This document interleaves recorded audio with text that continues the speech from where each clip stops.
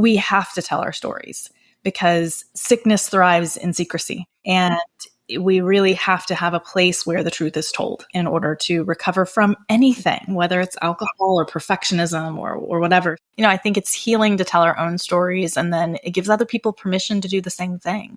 So go out there and tell your story. Hey there, fellow rebels. Welcome to #ActuallyICan, the podcast where we say a hearty hell yes to designing life on our own terms.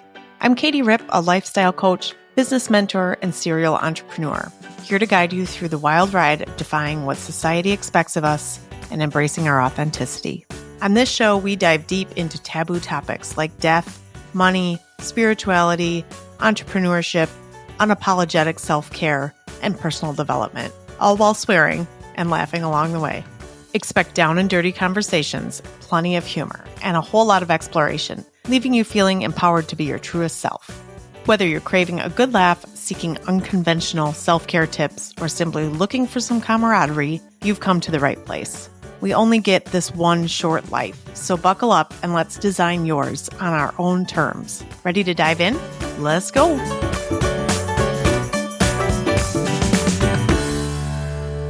Welcome, Whitney. We are so happy to have you here. We're just going to jump right into it today. So please just introduce yourself. Tell us about you and your family and how you got here, what brought you to this podcast, all of it. Okay. The floor is yours.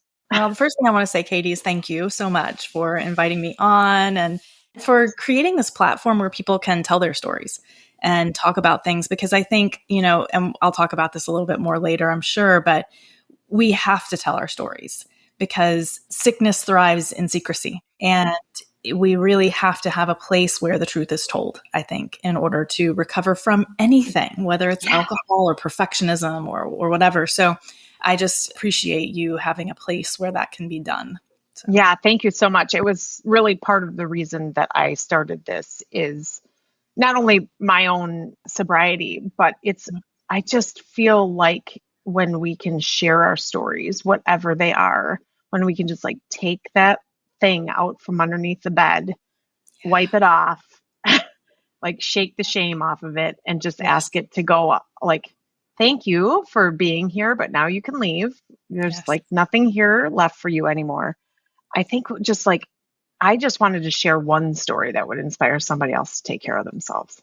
Really. Mm-hmm. And what has ended up happening is I am full of people like yourself that are willing to share their stories that help me and help others. And I think we just live in such a society right now that a beautiful thing that people are willing to share their stories to help other people. And I really love that. So thank you so much for being here. Absolutely. Absolutely. So I'm Whitney Combs. I'm a health and wellness coach, and I specialize in addiction and recovery. And I'm also a physician assistant, although I don't practice medicine anymore, and I actually don't even have my certification anymore, but I still consider myself a PA because I went through that school and got that degree. So you deserve it. I deserve to call myself a PA. That's right. So, and I live in Tampa, Florida, where it's nice and warm out right now with my husband and 2 of my 4 kids. And I've been alcohol free, except for one slip up right before the pandemic since January 2nd of 2017. You were a New Year's girl. Yeah, I was a New Year's girl. Almost. Yeah, well, proof it is possible. Yeah, exactly. Not all resolutions fail. That's right. That's right. Absolutely. Yeah. And, my journey is really about just kind of moving from this very unhealthy relationship with alcohol to becoming a health coach and becoming someone who's really passionate about recovery and really passionate about helping mostly women examine and explore and renegotiate their relationship with alcohol. And that was born because I had a very dysfunctional relationship with alcohol, really for almost as long as I've been drinking. And I don't have a real classic story. My childhood was great, and I didn't drink in high school really a very little bit, but I started drinking heavily in college. And so when I got to college, I started binge drinking. I never knew if I would have 2 or 10. I just kind of didn't have that off switch. But I didn't think anything of it at the time because everybody was drinking like that. It was so normalized, and people just didn't act like it was a big deal to black out or to have 10 drinks in one sitting. So I thought, well, everything's fine. And that's kind of how I continued through my 20s and 30s, was just that mostly weekend warrior, work hard, Sure. play hard, and really binge drinking on the weekends and still blacking out, but still not thinking a whole lot about it. And it wasn't until right after I turned 40 that I really started to question my relationship with alcohol.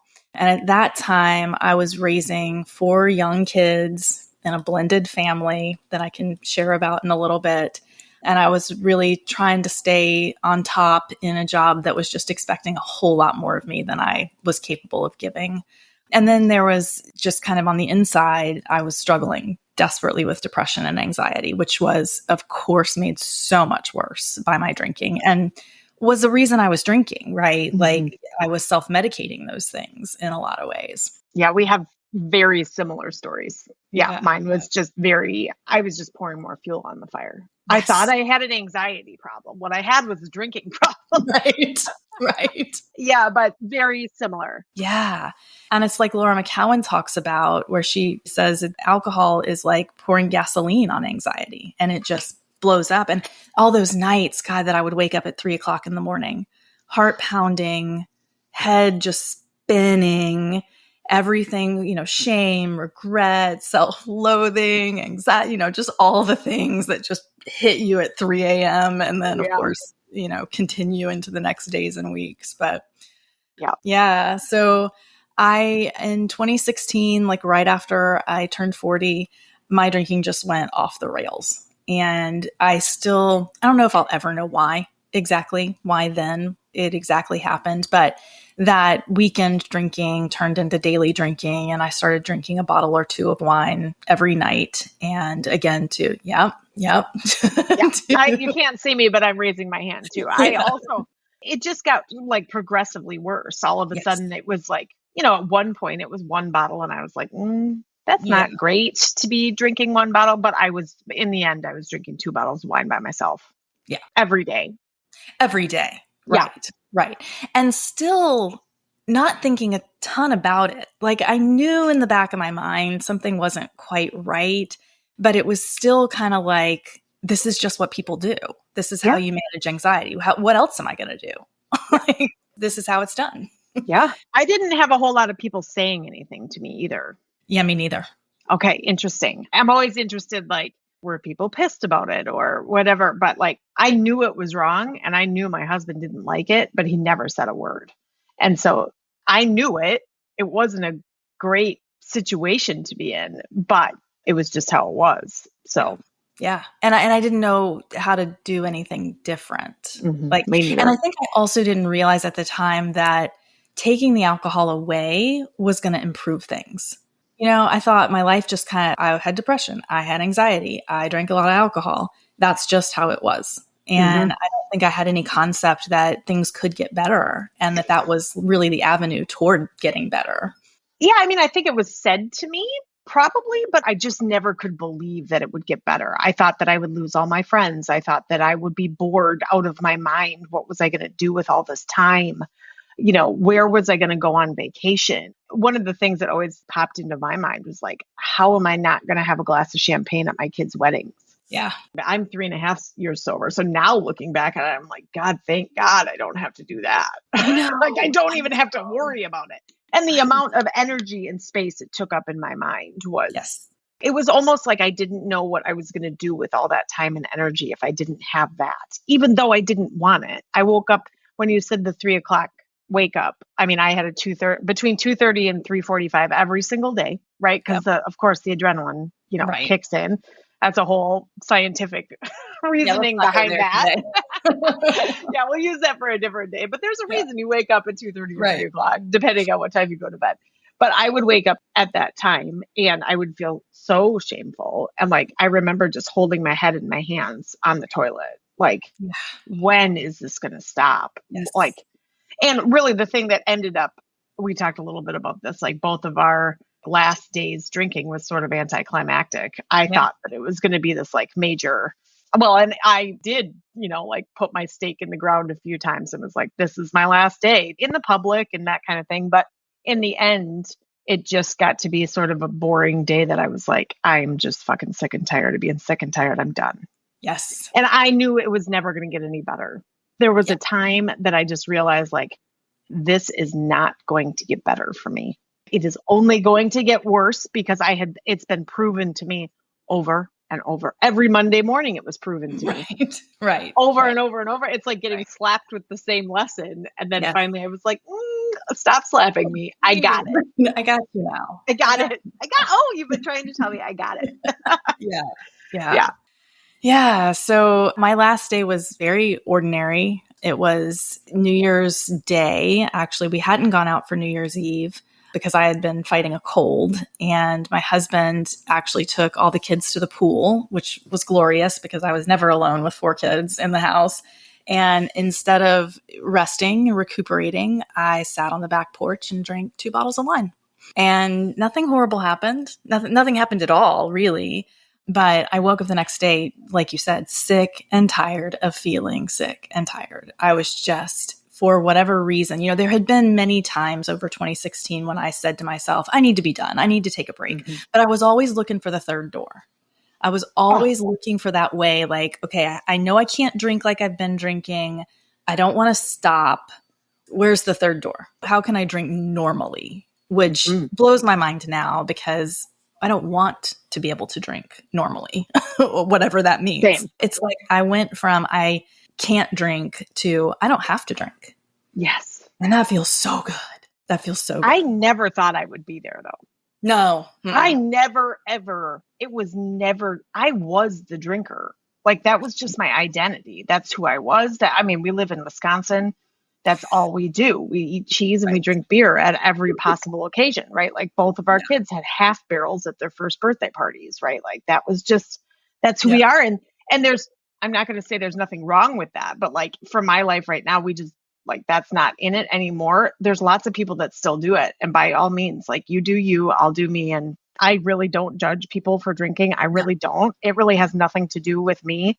Yeah. I know when I talk about it, people feel like I'm judging them. I'm not. I don't care. It just was not working for me. It was 0 or 14 drinks. There was nothing in between ever. It was either on or off. And I could say off for a while, but it was always, I was white knuckling.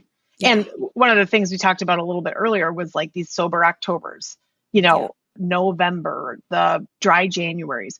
Those are all great resets. And I'm not taking that away from anybody. But for me, all I did was white knuckle it for 30 days.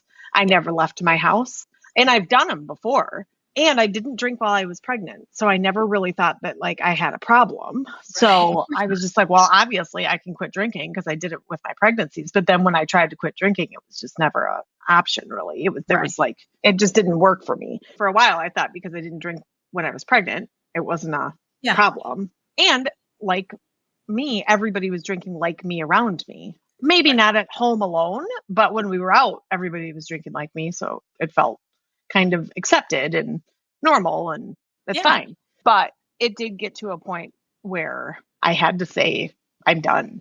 Yeah. But I didn't know I was going to feel this good. Right. And I hope this is the same for you. There isn't one thing in my life that hasn't gotten better because of it. Oh, absolutely. Not one thing. Not a single thing. Absolutely. Nothing. My relationships, my friendships, my work life, my money, my sex life, my relationship with my kids, my siblings, my parents. Your relationship with yourself. Which I had none of before. Right. And I've said this a number of times. There just isn't one thing that hasn't gotten better. And I have a very specific date in my reports as an entrepreneur that I can show you the graph of when I started paying attention to like when I quit drinking and when I started to really pay attention to like trying to make my businesses better and how things got better. I can show you the bottom line and how it's risen. It's almost like tripled. That is no joke. So it was like before I quit drinking and after I quit drinking as a business owner. It's crazy. Yeah. How cool that you have that concrete evidence, Yeah, like though, a you know? metrics that it was running this way Yeah. before that and running this way after. And Yeah. like a night and day. Crazy. That is So, wild. so you were a PA Yep. at this time. Well, I had actually left my position as a PA. I started my career as a PA in clinical work. So I Okay. specialized in neurology, seizures, and sleep disorders. And I worked in a hospital that was pretty far away from my house, long hours. I loved it. It was a great job, but it was a lot. And when I got pregnant with my son, my firstborn, I knew I needed something different. And so I got a position, or I found a position as a PA educator in a master's level PA program, Oh, wow. a local PA program here. And so I taught neurology, women's health, and some psychiatry in that program. But the year of 2016, my year of hell, it became very clear in that position that they, A, wanted me to go back to clinical work, which I did not want to do. And two, they really wanted me to publish and to do research and publish. And I didn't have it in me. Those were not things I wanted to do. And so I quit in October of 2016. I left that job not really knowing where I was going to go or what I was going to do. And then started the sobriety journey in January of 2017. And, I had no clue. I had notions of teaching children's yoga. I had gotten my yoga teacher training certificate for adults and then did a specialized training in children and actually started a little company, and which is crazy. I'm not an entrepreneur. Like, I don't have an entrepreneurial spirit at all. But for whatever reason, I started this little company named after my youngest daughter, Lolo. It's her nickname. But it was Lolo Life. And I went into preschools and taught children's yoga and discovered very quickly that I did not like other people's preschoolers very much. You're my people. Yeah, I like my people. I like my preschoolers, but I did not like other people's preschoolers. And it became a lot about like, Miss Whitney, can I go to the bathroom? I'm like, no, we're in down dog right now. Damn it. Hold it. Hold it. So that didn't last very long. But on that day when I sat out in the back porch and drank 2 bottles of wine, got up the next morning, I actually, with tears streaming down my face, searched yoga and recovery because it was all that I knew. I didn't know how else to look for help. And what I found was Holly Whitaker's Hip Sobriety School, and was a group coaching program that was geared toward helping women renegotiate their relationship with alcohol. And it doesn't exist anymore. So if anybody's out there like searching it and trying to find it, it is no longer in existence. But I went through her program and I think I was just ready at that time. Like, I absolutely threw the book at it and I did everything Holly told us to do, from the hot lemon water in the morning to hydrating all day, to meditating, to doing Kundalini yoga, to journaling, to going to psychics, I just did it all. Same. I did the same. I had to like dive straight in. Yeah. And so I got through that program, got sober, loved Holly, loved her work, and kept in touch with her after the program, and decided at that point that I wanted to do some one-on-one work with people and wanted to not do that in the clinical realm because it's so hard in the clinical world to really treat anyone holistically. Yeah. You're looking at problems and you're looking at, disease processes that you're medicating rather than looking at lifestyles and helping people to really get well on a cellular level. So I decided I wanted to do one-on-one work. I started coaching a little bit, just kind of friends and family, really initially around depression. And then Holly started her company, Tempest, and invited me to come on as the third employee to build her coaching program. This is where I know you because I took Tempest. Yes. Yeah, there we are. This is where I know you now. This is crazy. That's so wild. It is so wild. So wild. Amazing. Yeah. And so I built out the one-on-one coaching program there, which was pretty amazing. We started with myself and one other woman coaching about 10 people a week.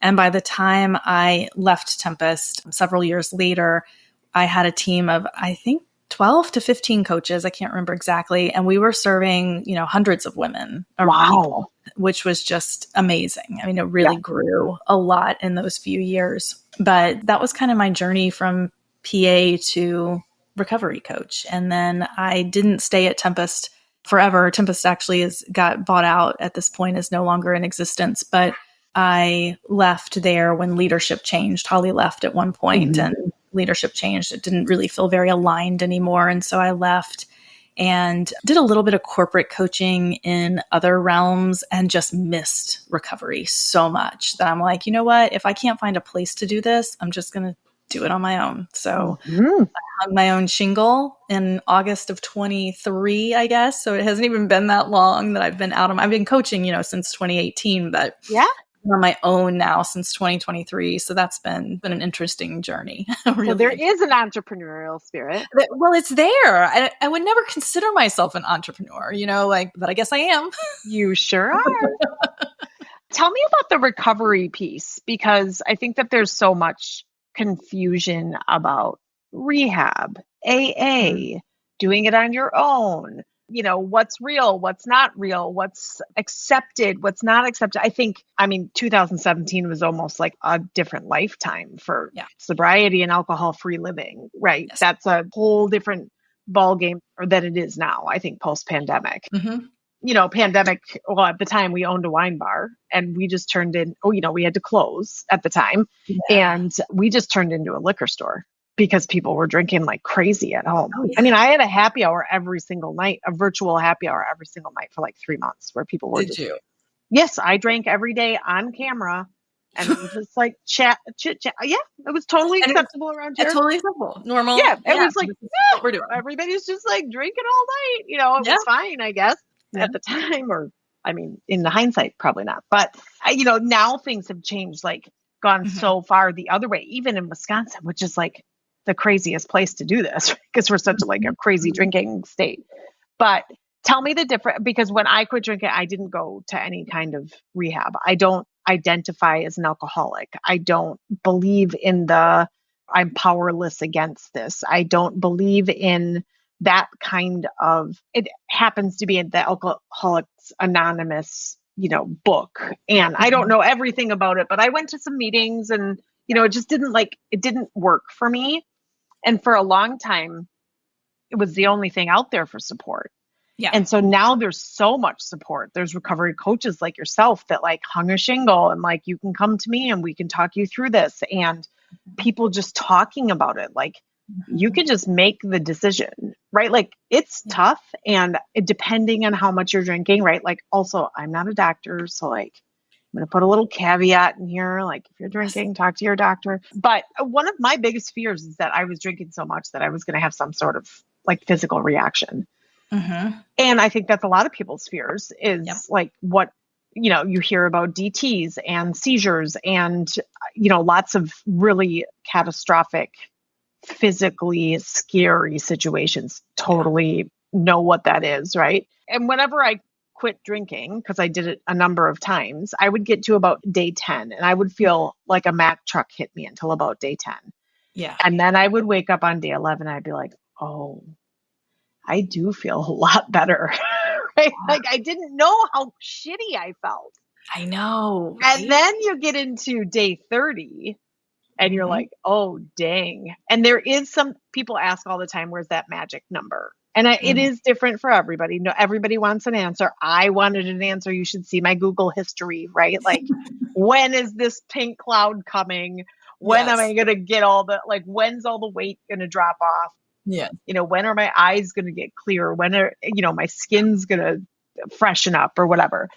For me, it was day 100. Was it? Yeah. Like you remember that? Yes, because I had gotten to day 90, like a few years before that. And I had never gotten past 90, but 90, I felt fucking good, right? Like 90 days is no joke. That is out of your system and you feel good. But I remember thinking, man, I feel good, but I wonder what day 100 would feel like. And then I got there and I was like, dang. I think it was like my body, and then I had to do it again, right? Like I got through the 90 days and then I had to get through the next 10 days. But this was the last time, like that was the last time I had tried. I had done 50-day stints and 60 and 90 and 14 and 12 hours, right? Like I had done all of the numbers. Yes. But I got to that day 100 and I did feel a difference. And then year 1 came and I was like, shit, this is amazing. Year 2, I was kind of like, meh, but like year two was kind of like, it was fine. I was living my like alcohol-free life. I really loved everything. I was drinking mocktails all the time and I was still going out and I was like, felt really confident in it. And then year three hit and I was like, oh my God, I don't have to do anything I don't want. That's freedom. It was total freedom. Like, oh, Yeah. I don't have, if there's a bar that has mocktails, that's cool, but I don't want to go. So I'm just not going to go. Yes. I don't got to go. I don't care if you have non-alcoholic shit. I'm just not going. I'm not going. Yeah. Yeah. But that's a kind of a long tangent to get back to the resources that are out there. You don't have to identify as an alcoholic anymore. You can do it on your own, depending on your medical background. I don't know. I feel like I have to say that. Otherwise, I'm going to get sued or something.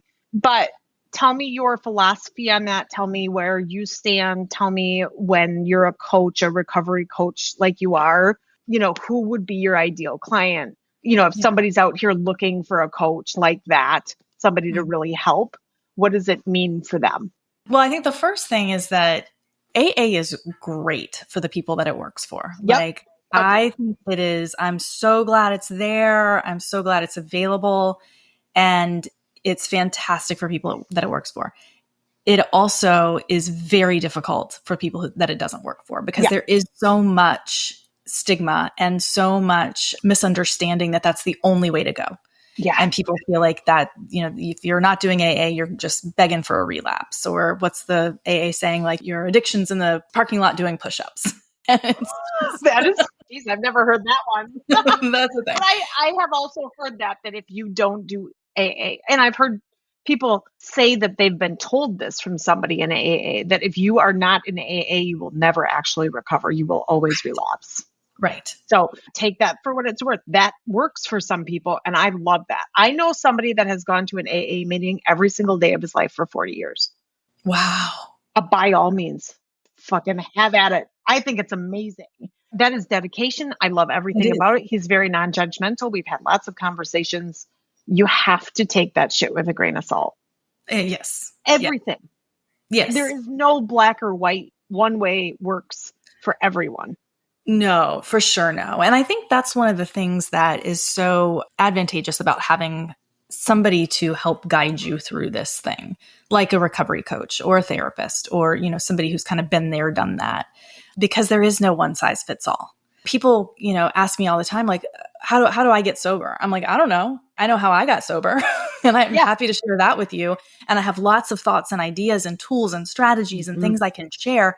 But I can't tell you, like, here is your recipe for getting sober, because you have to experiment. You have to figure out what works for you. And I look at my work as kind of presenting a buffet of options, and you're meant to sample things. You're not meant to make a meal out of anything until you start to figure out what you want to make a meal out of. Oh, I love that thought. It's never been approached to me like that. But it is something that you have to try a bunch of shit. And something that works in the first year may not work in the second year. Like for the first 60 days, not really on purpose, but I had like a stretching routine. I haven't done that same stretching routine since like day 65. It just like worked to get me out of it, but I haven't done it since. It just, and I journaled every day. Sometimes I journal now, sometimes I don't. I just don't need to protect my sobriety like I used to. In the same way. And I think also this is not a lifelong sentence. It's not a life sentence at all. I mean, I think quite the opposite. I mean, like, it's not a punishment. It is, it's an opportunity. But I didn't know that. I thought it was going to be a life sentence of like, I was never going to be able to drink again. And that just like killed me to even think about it. And now I'm like, God, thank God I never have to drink again. I can still feel a hangover in my bones. Yeah, I can. I can feel it. And when I get a headache, I get super pissed because I'm like, I have no reason to have a headache. Yes. This is super annoying. Why do I have a headache? There's no reason for this. Yes. I feel you. I feel you 100%. So as a recovery coach, do you you don't have necessarily a certain thing that you suggest, like try this, or I mean, you might have a number of things you suggest, not like, well, you have to try AA and then you have to try something else and then you have to try this. And, it's just, you're just not formulaic at all. Yeah. I have a workbook that I share with all my clients. And so I have exercises that I do like people to go through. And they're things like a decisional balance to help resolve some ambivalence around drinking, or writing your why, which I think is very important. Some of these things are 100%. just foundational and they're very, very important. But I tell people all the time, beyond that first month when I'm pretty directive about what I like people to engage with, it becomes their responsibility to bring things into session that they want to work on. Mm-hmm. And so somebody, can come and say, I have this holiday party coming up that I'm worried about. And we talk through, how do you move through that sober? Like, how can we set you up for success? And so no formula, but lots of ideas. And people, I think the thing is, I could tell you what to do. Mm-hmm. I can say, go to a meeting, meditate, journal, and move your body. And it might work for 8 out of 10 people. 2 out of 10 people, it's not going to work for. But even those 8 people, because I have told them to do that, it'll work for a little while. Mm-hmm. If it doesn't come from them, from what they want to do and how they want to engage with their recovery, it's not sticky. Yeah. So people have to really come up with it themselves. Well, and the why. I mean, your why can't be your kids, if you ask me. No. Like, it can be maybe a periphery if that's a benefit, but ultimately you have to do this for you. You do. That is my opinion. That is not a clinical opinion. I'm not asking you to agree with me necessarily. It's more of, I just have realized that the only way this stuck for me is that I had to realize that someday I was going to think I was worth it. Absolutely. I didn't the day that I quit. I didn't think I was worth it. It's taken me quite some time. But now that I know I'm worth it is what keeps me sober, is that I would never want what I had before, which was shame, anxiety, guilt. I mean, I still have some of that. Like, I'm still human. Mm-hmm. I just don't let myself medicate for it anymore. I have so many other tools. And I just don't have that much. I went to a physical therapist yesterday and she was like, tell me about your stress level. And I was like, I don't really have a whole lot. I mean, I have stress in my life, but I have figured out I can manage it so well that it just doesn't. And I was managing 0 of it before. It was not a management technique. It was a Band-Aid with a lit on fire Band-Aid. With spikes in it that dig into the wound. Yes. Yes. Every day. Let's just put it back on and open it up again. Yep. Hey there, listeners. It's Katie. I wanted to talk to you a little bit about the Female Founders Collective.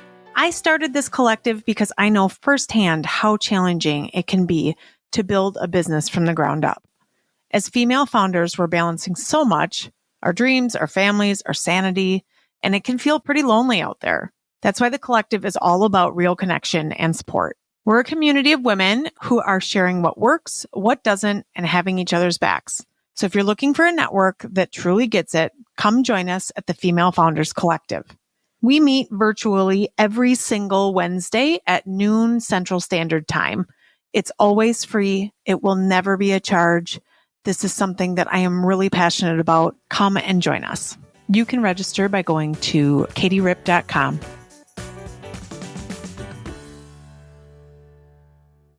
Tell me about your client. Like, what's your process? What does that look like if somebody's looking for a coach? The other thing is there's not that many coaches like you out there, right? I'm sure it's just a bias, but I see a lot of coaches. Yeah, because you're in it. Because I'm in it, right? It's all I see. My social media feed, I hate social media, but I'm on there. I'm on Instagram. But the feed that I have is all recovery coaches. And so I do feel like there are quite a few people out there that do this. They're hard to find. Yeah. I think it's really challenging to find people. Especially if you're not in it. Right. If sobriety has never crossed your mind or your social media feed, like, there is an entire universe of sober community on Instagram. 100%. It is fascinating. And it is a fascinating world. I had to leave it. I mean, it helped me for so long. Mm-hmm. And then I just sort of had to make a sort of Irish goodbye, right? Like just, okay, I feel good about that. Yeah. I have other things in my feeds that I'm happy about. There is an entire community out there that just keeps getting bigger and bigger and bigger and bigger. But if you have never put sobriety into your Instagram feed, you'll never see it. That's right. Oh God, no. It's one of the first things I ask people to do, or I invite people to do, is like clean up your social media feed. 1000%. Even if you need another profile that's just sobriety related, get it. Yep. Figure that out. But you've got to get all the wine memes and the mommy wine juice shit out of your social media feed. You don't need to be looking at that stuff. Yeah. And there's so much that can nourish you and help you along on this path in social media.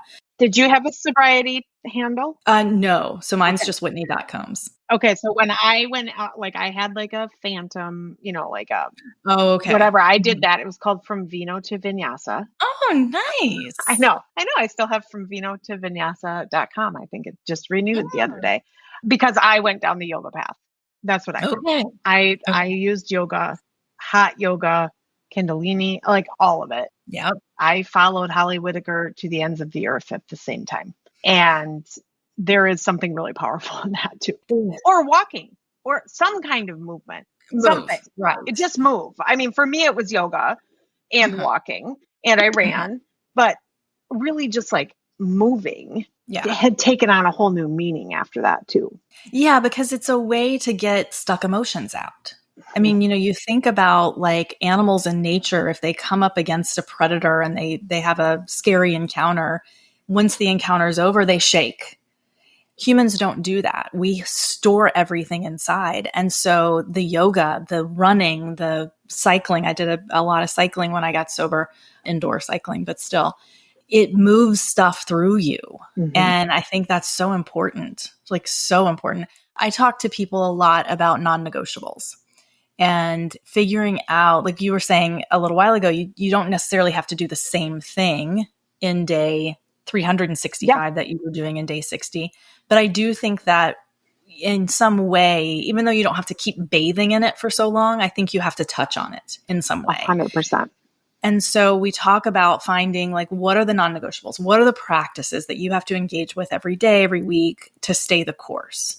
And I find that people need things in one of a few different categories. And mindfulness is one, creative and cognitive endeavors is one, and movement is one. And that movement piece is so important, like so important. And especially like getting outside. Did you run before you got sober? I mean, I did it as punishment. Of course. Yes. I ran as punishment for drinking the night before. Yeah. Then I ran for pleasure because it did allow me to like get rid of some of it just felt so much better too, right? Like I was running or working out hungover for 20 years. Oh yeah. I mean, I was sweating out an entire bottle of wine on my yoga mat, feeling like shit. Smelling like shit. Not really knowing that I smelled like shit, but I'm sure my poor people next to me. Yep. But like I was punishing myself with exercise. Yeah. And it was a real punishment because I felt so awful. And I never actually got the benefit out of exercising. I was just sweating out the toxins. Right. Which, by the way, it feels way worse coming out than it does going in. Yeah. Absolutely. So, I mean, every kind of exercise I had that now releases endorphins. And now I get all the fun benefits of that was just a punishment then. And I just also gave up on I don't need to run a marathon now. I ran a marathon once, but like, I don't have to do that now. I am totally happy walking my dogs every day. Yeah. I don't need to punish myself with exercise or my diet. Right. Everything was so black and white for me when I was drinking. Still a process of not being black and white now. Mm-hmm. Me too. It's hard for me to live in the gray. Yep. But I think that's to my benefit. I have been very lucky that it's easy for me to say no instead of maybe. So it was very hard for me to moderate anything. I don't moderate anything in my life. I'm either here or here. Like there's very little. Like when I'm passionate about something, I'm super passionate. When I'm done, I'm done. That's just how I was raised. It was, I mean, there's lots of reasons for that. It's harder for me to live in the gray. It's not impossible. It's just harder for me to live in the gray. And also people think, and you mentioned it before, like, I wish I could drink. I wish I could moderate. Mhm. Well, like, people forget that you're fighting against an actual chemical that is addictive. Right. So Right. like, it's not that you don't have the willpower. It's that the chemical in the actual alcohol is addictive. And so Yes. it's telling your body to want more of it. And Yes. we forget that. We forget that we're supposed, like, drink responsibly. Like, that's almost an oxymoron. It is. Agreed. It's not helpful. It's not like Right. you just feel like shit because you actually can't. Like, it's designed, the chemical is actually designed and sold to us that way. So we keep buying more of it. I mean, it's like, once you start Right. breaking it down, it's sort of like, Hmm.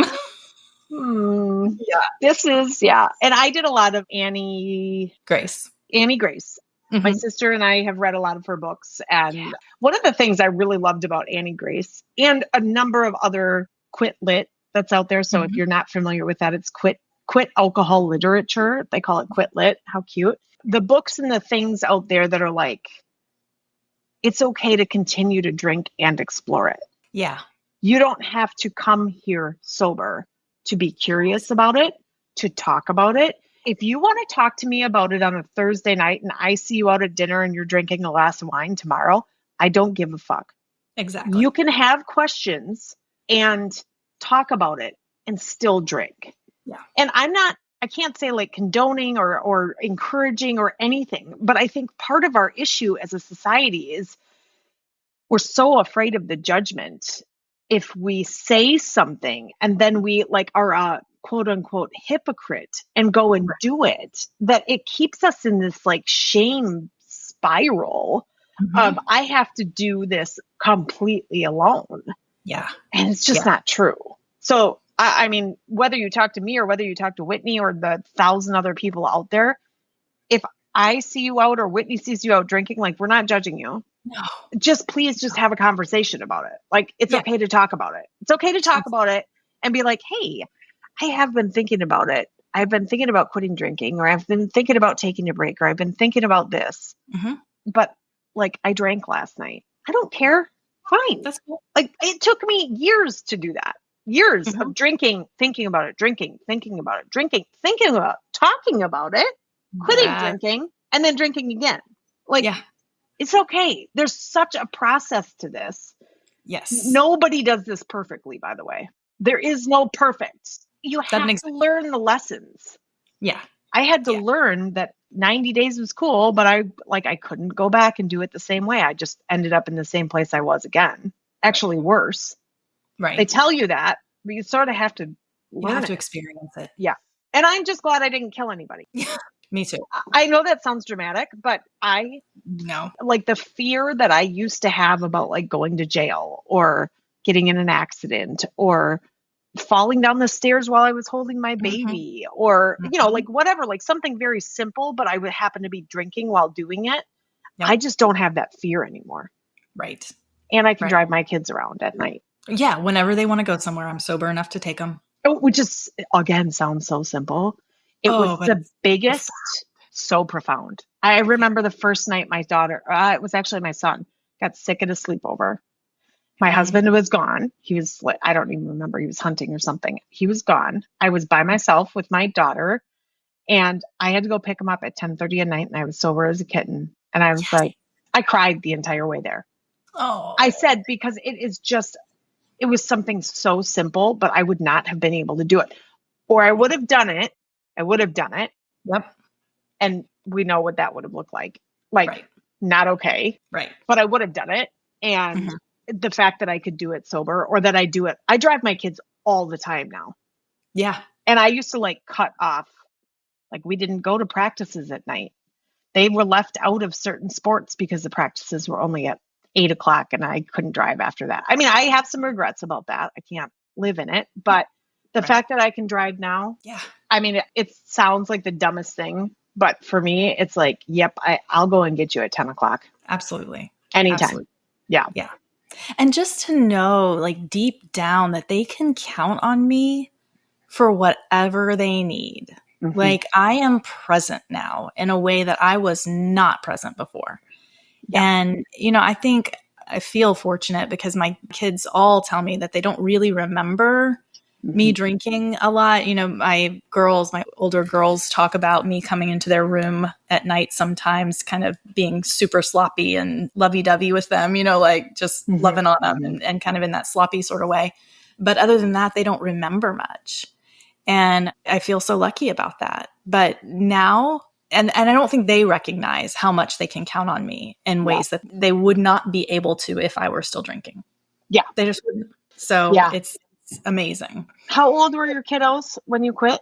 2017. So my youngest was 5. Okay. And then my olders were middle school aged. Okay. So my kids were 12 and 9. And we're very open about it around our house, right? And I can honestly say I probably yelled at my kids twice since I quit drinking. Nice. And before that, I was yelling at them every day.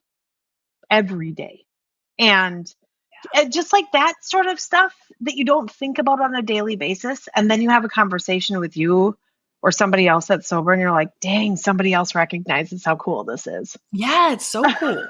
It is so cool. Yeah, and it's really cool to have this kind of tribe. I think this is what's missing.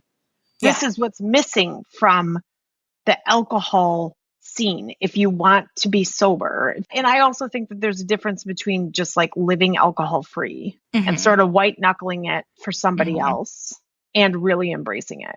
And I have really embraced it. Where like I have goals that are much more healthy and I want bigger things for myself and my kids and my life. And I don't necessarily think that I'm not out there like preaching it to the world. I don't really care what anybody else does, but I'm certainly not ashamed of it.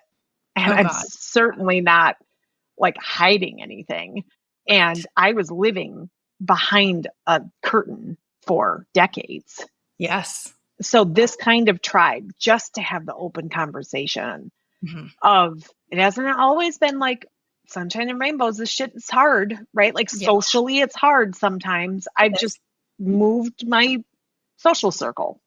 And I started really liking myself. Yes. I thought I was a total extrovert. It turns out that I'm like an extroverted introvert. You know how many people I hear that from all the time? Like all of the same way. I'm like, oh, dang. I mean, I get my energy from other people and I like to be out, but I really love to be alone now. Yeah. And I couldn't even sit in my own house for 20 minutes without drinking because I didn't like myself. Right. Yeah. And that, I mean, like you were saying before, there's nothing that being sober hasn't touched. And it touches, like you said, relationships, work, friendships, children, parenting. And it really, really just profoundly affects your relationship with yourself. Because I think, so much of getting sober is really figuring out what that still small voice inside you says about who you are, about what you want. And we can't hear that voice when there's, my friend Peggy Cooney says, when there's alcohol between you and your information, you can't hear that voice. And so you take the alcohol away and suddenly you're like, oh, wow, I hear myself. I know myself. I trust myself. The trust piece. Oh, huge. Huge. I did not trust myself when I was drinking at all. No. I mean, I can name on lots of hands and fingers and toes and all of the things of the times I let myself down or let somebody else down when I was drinking, but letting myself down mostly, just like I was constantly disappointing myself. Right. And then I was constantly medicating myself because I felt bad for disappointing myself. I mean, it was just this like horrible vicious cycle. Nasty and cycle. At some point, if you don't like it, there are some people that don't have this problem. I've had this conversation with a number of people that like, they never feel bad about drinking. Cool. Awesome. That's great. I love that for you. Absolutely. There are a handful of us, maybe a few more, that do feel bad all the time. I felt bad every single time I drank after my first drink at 14. I never didn't feel bad about it. Really? Oh, that's interesting. Yeah. So we were told it runs in our blood. Be careful, that kind of thing. And so I never, ever didn't feel shame about it. Ever. Interesting. So from 14 until 42, I felt bad about drinking every single time I drank. And there were very few like blowouts or embarrassing moments or, that I couldn't keep my shit together. I mean, there were plenty of times I didn't keep my shit together, but like the majority of the times were just like everybody else.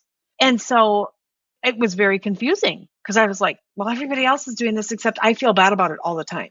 I don't know, like, why do I feel bad about this all the time? And I would like negotiate with myself all night long of, I'm not doing anything wrong. There's nothing to feel bad about it. Yeah. And yet I would still wake up with my head and my hands on the toilet. Like, what the fuck did I do? What is wrong with me? I'm a piece of shit. Like this self-flagellation. And then by 3 or 4 o'clock in the afternoon, I'd feel good enough physically to have another drink and forget how shitty I felt in the morning. Yeah. But my body very likely remembered how horrible I felt. And so I was just medicating it then. And at some point, I just got so sick and tired of it. And I would imagine if people feel bad about it, there will come a time. I mean, hopefully you can do it before you die. Right. But that there will come a time that sick and tired gets to be too much. Yeah. And hopefully a conversation like this will allow you to reach out to Whitney. Right. Yeah. Like will allow you to be like, maybe it is okay to actually just have a fucking conversation about it. Right. Right. And to ask for help too. I think we're sort of conditioned to not ask for help. Mm-hmm. And it's so hard to do this thing alone. You just can't. Yeah. I mean, you really can't. And whether it's a coach or a therapist or meetings or, a friend who's sober or even family members who aren't sober but support you, like reach out to somebody. Yeah. And like you said, and also if you're not quite ready for somebody, books, podcasts, blogs, Instagram, like there are resources out there that don't mean that you have to be public about it. I think that's a stepping stone. I think eventually you need to have a conversation with somebody, somebody safe. I am always here. Whitney is here, right? Like there are options for you that make up from vino to vinyasa, right? Like make up an Instagram handle and you don't have to ever put your voice on it or your face on it or whatever. Find a community. They are out there and it's okay to hide for a little while to do some research. I do think that there's something really powerful about owning it. You don't have to be public about it. You can do it your way, but there is something really powerful about owning it. Yeah. Well, and it's almost like you can't do it until you own it. I mean, everything starts with awareness. And until you're aware that it is not serving you, that it is a problem for you, you can't do anything with it. And so that awareness piece, I think, is so important. Well, and that's really where I got to, like when I went out and was sort of public about it, I was just like, listen, it's just not serving me anymore. Right. It served a purpose for a long time. It's not serving me anymore. It was fun until it wasn't fun anymore. You don't really have to go into why or how or that you had 1,000 day ones or you've tried this before and it didn't work or whatever. Like you do you, it's okay, but you sort of have to do it for you. Yeah, you definitely have to do it for you. And that's hard because I do have a lot of people who come in and they're like, oh, my husband wants me to quit or my kids are telling me to quit. And it's like, well, yeah.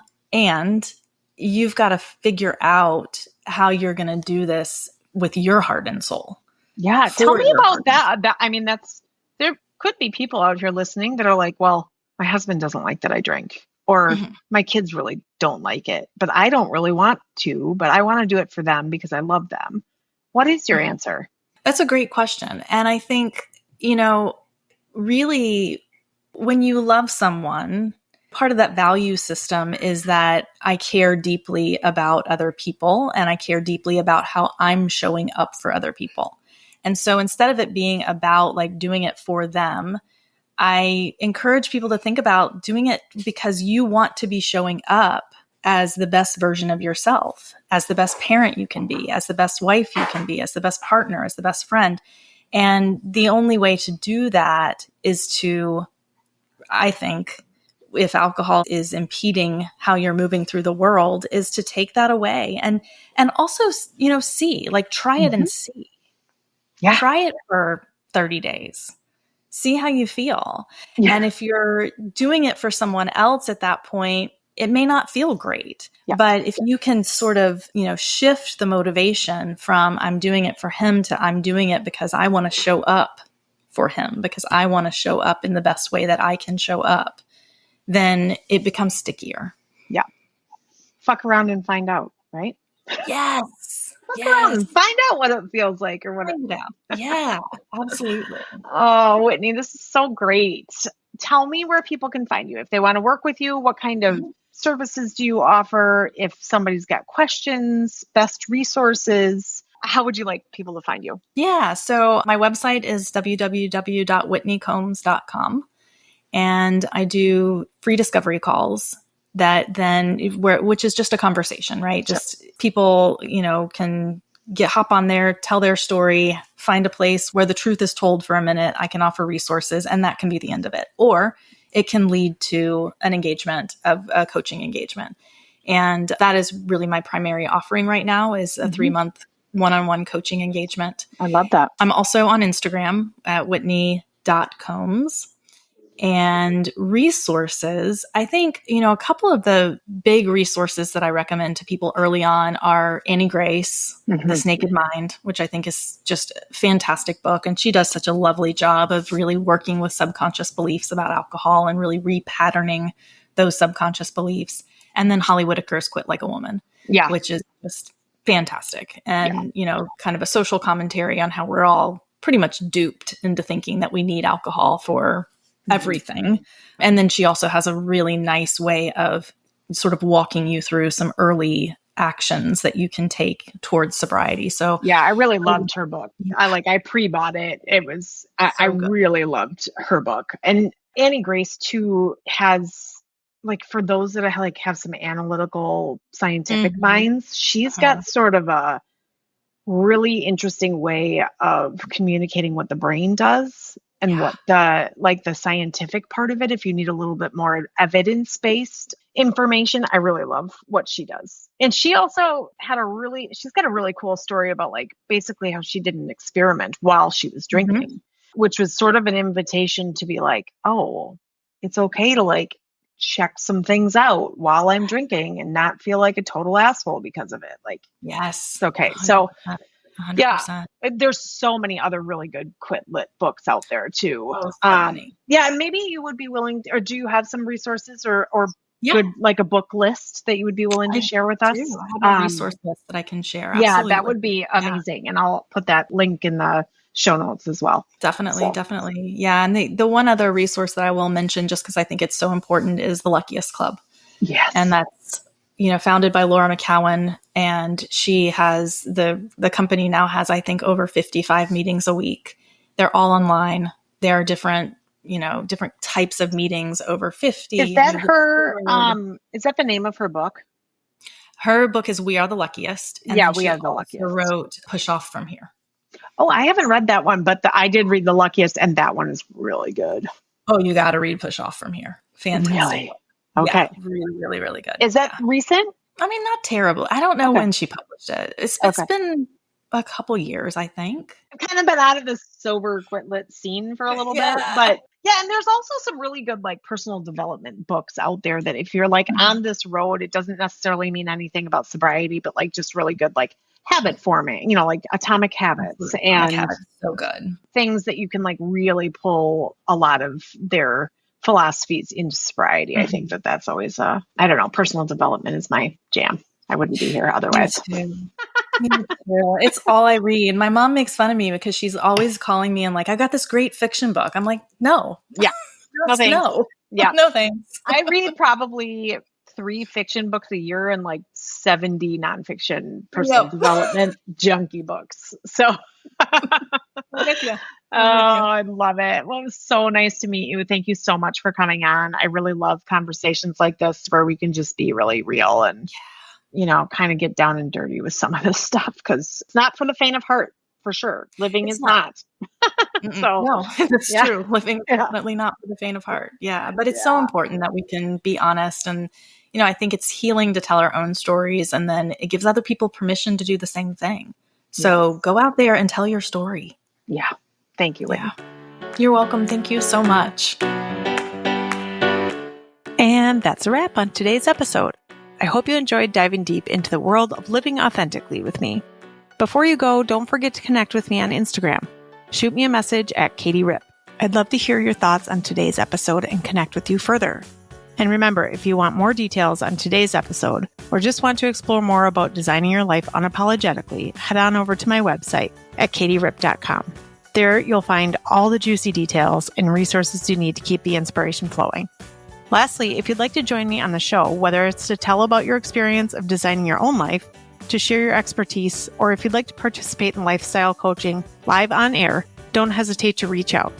Your story could inspire countless others on their own path to living authentically. Thanks for tuning in. Until next time, keep living boldly, designing your life, and remember, #actually, I can.